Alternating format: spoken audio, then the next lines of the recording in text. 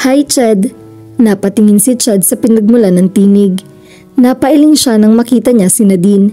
Pruweba na ini-stalk siya nito nang sumulpot ito sa restaurant na kinaroroonan nila ni Michelle. Hindi pa nila balak ng kaibigan niya na simulan ng pagpapanggap. Nandun sila para pag-usapan muna ang mga gagawin nila. Ang kaso'y mukhang mapapasabak na agad sila sa pag-arte dahil nandun na agad ang ex niya. Nasagap agad ng radar nito kung nasan sila. Hi, you're Michelle, right? Bati ni Nadine kay Michelle. Nginitian pa nito ang kaibigan niya. I'm Nadine. Patuloy nito nang tumango si Michelle. Hi, ganting bati ni Michelle dito. I've heard quite a lot about you. Madalas ka maikwento nitong si Chad sa akin. Sabi nga niya, friendly ang dating ni Nadine pero ang ngiti sa mga labi nito ay kagyat na napalis nang makita nitong inabot ni Michelle ang kamay niya. Lihim siyang natuwa. Iyon ang gusto niya sa kaibigan niya. Mabilis itong makatunog at mahusay makibagay sa sitwasyon. Just like that, the game was on. Sorry, pero hindi ka nabanggit sa akin itong si Ched. Sagot ni Michelle. I'm his girlfriend, pahayag ni Nadine. Ex, hirit agad niya. Ah, ikaw siguro yung ex niya na naikwento niya sa akin. Fancy meeting you here. I am supposed to meet someone, wika ni Nadine. Tumingin si Michelle sa likuran nito. Wala pa siya? Wala pa eh. Wait, maybe I can join you while I wait. Mungkahin ito. I don't think it's a good idea. Not to be rude, but three is a crowd. Sagot niya. Crowd? Tinapunan uli ito ng tingin na magkahawak na kamay nila ni Michelle. Oh Ched, that is so lame. Bulalas nito at saka tumawa. What is lame? Tanong ni Michelle. Bumaling si Nadine dito. You're such a dear friend, you know, but that's just it. You two are just friends. Ilang beses ko nang inungkat iyon kay Ched. Dati kapag nababanggit ka niya and he made it crystal clear that he has no feelings for you and will never have feelings for you. His words, not mine. Pinukol siya ni Michelle ng matalim na tingin. Well, love moves in mysterious ways, so they say. Katwiran niya. And so here we are. Hinagka niya ang kamay ni Michelle na nahawakan niya. Ngumiwi si Nadine pero kapag daka ay bumahulughat, uli ito ng tawa. Stop that. Lumang tugtugin na iyan and it won't work on me. I know you're just pretending. Ang tibay naman ng sikmura ng babaeng to. Sa loob-loob ni Michelle, ang tinutukoy niya ay si Nadine. Siguro ay nahahalata nga nito na uma-acting lang sila ni Ched. Pero hindi ba nito naisip na kung gaano gumawa na ng gimmick na bulok ang binata para lang maitaboy ito ay ibig sabihin lang na dapat itantanan na nito ang kaibigan niya? Don't use her to push me away, Ched. Kung ibang babae ang kasama mo, baka pa. But I know Michelle is just your friend. She is not your type. Unti-unti nang umiinit ang ulo niya kay Nadine at naiinis na rin siya kay Ched. Ganun ba ang mga pinagsasabi ng kaibigan niya sa mga giging girlfriend nito tungkol sa kanya? Na hindi magiging sila at she was not his type? Tinamaan na magaling. I'm not using her to push you away. Puno ng pasensyang sabi ni Ched. What you see is the real thing. Oh please. Umakmang hahalakak uli si Nadine pero naudlot iyon nang bigla siyang halikan ni Ched sa mga labi. Nagulat siya kaya natural lang sigurong parang may nagrarambulan sa pagkatao niya. Ang unang reaksyon nga niya ay itulak si Ched at bigyan ng mag-asawang sampal. Wala pang nakakahalik sa kanya kaya ito ang first kiss niya. Tinamaan talaga ito ng magaling. Mabuti at naalala niya sa huling sandali na walang mali siya ang ginawa ni Ched.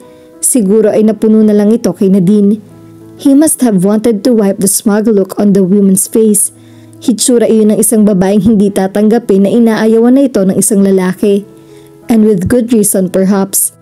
Hindi nakapagtatakang maganda si Nadine. Ayon kay Ched, isa itong modelo sa modeling and casting agency na pag-aari nito at ng kaibigan nito. At ang specialty raw nito ay beauty products. Ibig sabihin, mas maganda pa ito sa iba. And Chad was blowing her off. Ang tanging rason ng kaibigan niya ay sawa na ito sa babae. Noon lang niya napansin na tumatagal na ang pagkakahinang ng mga labi nila ni Chad at napansin din niyang masarap pala ito mahalikan. Nakakagising iyon ng pagkatao, nakakabilis ng daloy ng dugo at nakakapanlambot ng kalamnan. Nang pakawalan nga siya ni Chad ay ngalingali niyang hablutin uli ito palapit siya at siya naman ang hahalik dito. Nadine looks stricken. Sa wakas siguro ay tumagos na sa napakatigas na bungo nito ang mensaheng nais iparating ni Chad dito. Pero sandali lang ito nagmukhang tigagal. After 3 seconds ay kumubra na ulit ito nang nang-aasarang ngiti sa mga labi nito. You think that's kissing? Here's a real kiss. Hinila nito ang kwalo ni Chad at umakmang hahalikan ng binata. She acted purely on instinct. Agad siyang tumayo at iniharang ang kanyang sarili sa dalawa. Napilitang huminto si Nadine dahil kung hindi ay siya naman ang mahahalikan nito. Do it and die, banta niya rito. Napaatras si Nadine at tila nagugulumihanan. Pero kagaya kanina, pagkalipas lang ang ilang sandali ay ngumiti uli ito. Bumaling ito kay Chad. Don't run from your feelings, Chad, sabi nito at pagkatapos ay siya naman ang binalingan nito. As for you, you're a great friend but I'm sure that's all you'll ever be. Abot makapal pala nga talaga ang mukha. Hindi kita susukuan, Chad, because I know you're so worth it. Tinapunan pa nito ng flying kiss ang binata bago ito tumalikod na naglakad palayo. Imagine that, Anas niya. Wala pa ako nakitang katulad niya. Over siya. Sinabi mo pa, pagsang-ayon ni Chad at saka bumuntong hininga. Nakakarma na yata ako. Himutok nito. Sinabi mo pa, pagsang-ayon niya rito. Ano bang pinakain mo sa isang yon para magkandara pa siya ng ganun sa'yo? You wouldn't want to know, sagot ni Chad at saka pilyong umiti. But you did well. Mukhang handa kang makipagsabunutan kanina. And all for me. I'm flattered. Flatterin mo mukha mo, Gok. Napikon lang ako sa kanya. At ikaw, may kasalanan ka rin. Kung makapagsalita ka pala tungkol sa akin, parang ako na ang pinakapangit na babaeng nakilala mo. May pa-till kingdom come ka, till kingdom ka pa. Buisit ka. Hey, sorry. Hinagip nito ang kamay niya at ipinaloob sa dalawang palad nito. His hands felt warm. At hindi lang warm, magaspang ang mga iyon kaya siguro nakakakiliti. Dapat ay hihilahin niya ang kamay niya pero nahikayat siyang hayaan na lang muna iyon. It was taken out of context. Ang ibig ko lamang namang sabihin doon, ibang level ng love ko para sa'yo. Mas puro, mas walang mali siya at higit sa lahat, mas tumatagal. Che! Buong gilas na inirapan niya ito para pagtakpan ng tuwang nadama niya sa sinabi nito. Nuknukan ka nga pala talaga ng bolero kaya ang dami mong nabibighani. Pwes, ibahin mo ko. Kabisado ko na ang likaw ng bituka mo kaya wag mo akong paandaran. Alam ko, hindi mo ako type at mabuti na rin lang dahil hindi rin naman kita type. Ouch naman, reklamo nito. Ouch ka riyan. Inayos niya ang upuan niyang umisod dahil sa biglaang pagtayo niya kanina. Ano sa palagay mo? Nagets na kaya na din ang pinagduduldulan mo sa kanya na game over na talaga kayo? I'm not sure. Parang hindi pa siya handang sumuko. You heard her. Hindi pa raw kami tapos. Pero kaunti na lang siguro at makukumbinsi na rin siya. It's probably just an ego thing. Maraming nagkakandara pa sa kanya. Mga modelo, artista at politiko. At sa'yo siya pumatol? Wala talagang taste. And then you dumped her. Nakakapangit-ngit nga naman. Dahan-dahan sa pangiinsulto. May puso't damdamin din naman ako. Ni Chad. Tumawa siya. Sorry, hindi kasi halata. Ganti niya. He suddenly looked sad. Hindi ko naman siya gustong saktan. Pati na rin yung ibang babaeng dumaan sa buhay ko. At first, I really thought that she just wanted to play. And those are the kind of women I usually get into relationship with. We both know the score so no one gets hurt when our time together is up. Pero nagkamali ako ng tansya kay Nadine. Sinlaki yata ng buong universe ang ego niya kaya hindi siya makapaniwala at ayaw niyang paniwalaan na umaayaw na ako. She even told me this. I like you so damn much. I'm gonna give you a chance to think and find out for yourself why you won't be able to live without me. Humugot ito ng malalim na paghinga. Psychiatrist na nga ang katapat ng isang yan. Hirit niya. Mukha nga. But then, maybe she just needs a little time. Baka matauhan din siya o makahanap ng iba. Hopefully, yung papakasalan na siya. In the meantime, I'll take you home. Baka magalit pa sa akin sina Kuya Jun kapag masyado na tayong ginabi. Mabuti-buti nga at wave and curfew mo kapag hindi mo ako kasama. Still, ayokong abusuhin ng tiwala nila sa akin.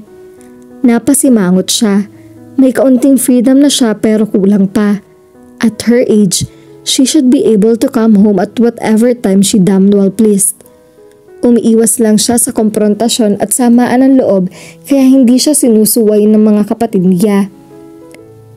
Tayo na kung ganoon, yaya niya. Nakahiga si Mitch sa kama niya at nakatitig sa kisame ng umagang iyon. Halos kagigising lang niya pero gusto na agad niyang manlumo. 4 na araw na kasing nananahimik si Ched. Marahil ay tumigil na si Nadine sa pangungulit dito. Ang bilis naman, ni hindi pa siya nakakabuelo. Naputol ang pag-iisip niya nang magrigang cellphone niya. Sobra na to, nang gigigil na bulalas ni Ched pagsagot niya ng telepono. Ang alin? Si Nadine. Ang sama yata niyang kaibigan dahil may bahagi ng pagkatao niya ang bahagyang natuwa. Ano naman ba ang ginawa niya? Mas maganda siguro kung makikita ng sarili mong mga mata. He sounded pissed off and yet sour-eyed at the same time. Sige, magbibihis lang ako. Pagbaba niya sa sala ay naabutan niya si Kuya Ryle na nakakapasok lang ng bahay galing sa pagja-jogging. Parang simbahan ang harap ng bahay ni Ched. Natatawang wika dito. Simbahan? Bakit? Tanong ni Kuya Jun nakakababa lang rin ng hagdan. Puno ng bulaklak, may ribbons pa. Pare na lang ang kulang, pwede na magpakasal doon. Kaya pala nagwawala siya, sabi niya. Sino may kagagawa doon? Tanong ni Kuya Jun sa kanya. Sino pa? Di yung magaling na ex niya na may sira. Sagot niya. Wa-epek palang drama nyo, komento ni Kuya Jun. Hindi sa ganon. Mabilis sa tanggi niya at baka sabihin niya na itigil na lang nila iyon. Mawawala na naman siya ng passes para makagimik ng walang balakid. Give it time.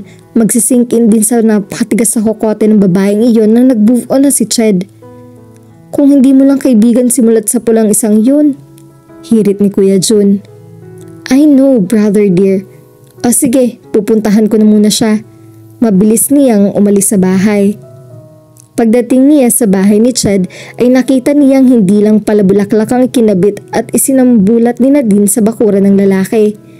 Nagsabit pa ito ng tarpaulin na may nakasulat na Marry Me in big bold letters. May nadatnan pa siyang ilang kapitbahay na paalis na pero nagkakatuwaan pa sa pagpapalitan ng kuro-kuro. Extreme siya. Bulalas niya nang pagbuksan siya ng pinto ni Ched. Damn it. This is getting too ridiculous even for Nadine. Napipikong sabi nito. Ayaw niyang sumuko. Para siya masamang panaginip. Balik ng balik. Baka desperado na siya. Sabi niya. Pues, mas desperado ako. Mag-live-in na tayo. Napanganga siya rito. Ikaw naman na nagsuggest nun dati pa, hindi ba? Bakit natutulala ka ngayon? Tanong ni Ched. Ako? Nagsuggest ng ganoon? Oo kaya? Oo nga pala, pero it makes sense. Siguro naman kung makikita niya nagsasama na tayo sa isang bubong, tatantanan na niya ako. Ayokong tumira sa bahay mo. Sibilisado at may pinag-aralan man ang nakatiras dito sa subdivision, may mangilan-ngilan pa rin chismosa. May reputasyon akong kailangan pangalagaan. Napatitig si Ched sa kanya. Kapag kuwan bahagya itong tumawa. Kung sa bagay, Maria Clara nga palang subdivision natin. Baka atakihin ng mga lola kapag malamang nakikisama ka sa akin at hindi tayo kasal. So, hindi pwede, hindi ba? Pwede. Doon tayo titira sa townhouse ko. Walang makakakilala sa'yo roon at mga walang pakialam ang mga nasa paligid dahil halos lahat sila ay may maghapong nasa trabaho kaya walang magchichismisan. Hey, ito na ang pagkakataong hinihintay mo para makaalis ka sa pamamahay nyo. This is like a door opening to a whole new world for you. Nagsimula na nga siya ma-excite sa ideya. Pakiramdam niya ay iyon na nga ang oportunidad na pinakahihintay niya.